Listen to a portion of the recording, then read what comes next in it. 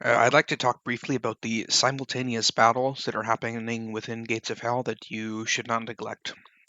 So we all know that we're usually fighting over battle zones in the middle, but there's also hidden battles going on. The first one would be the Battle of Vision. So around this area in the spawns is another battle that's going on all the time, and that's the Battle of Vision. The grand prize is to get a scout to be able to see what enemies are spawning in. So you have to kind of think of this as a big cripple fight going on here with crappy units and scouts and armored cars constantly. Because if you get this, if you're able to see the enemy spawn, you have an absurd advantage. So it's something to think about. That there's a constant scout battle going on, and if you're not playing it, then it's being played against you. Another unseen battle that you might not be thinking about is the goal of arty superiority. So there's another battle going on with Artie moving around and trying to counter battery other Artie. So we'll do it with these squares here. So that's another battle you need to be thinking about. It's not just these battle zones in the middle. There's multiple battles going on within the map that you have to pay attention to.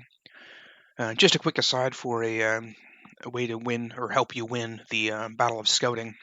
Imagine the map is basically cut into two.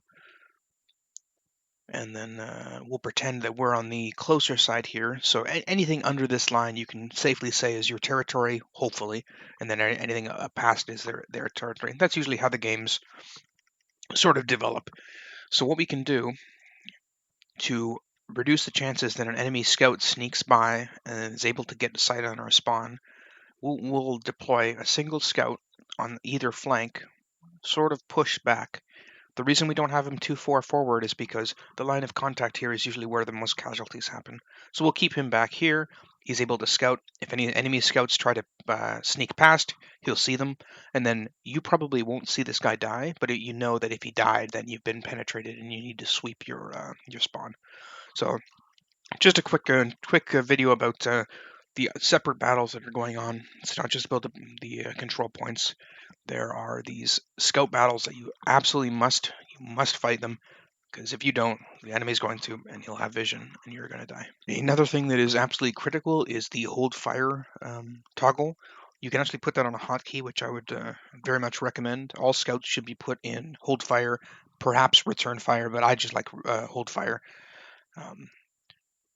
It is incredibly easy to win if you know exactly what the enemy has and in what direction it's going. I find most of my deaths are due to a hidden unit that I didn't know came onto the field. I didn't know its position. I didn't know its heading. I didn't know anything about it. I didn't know it existed.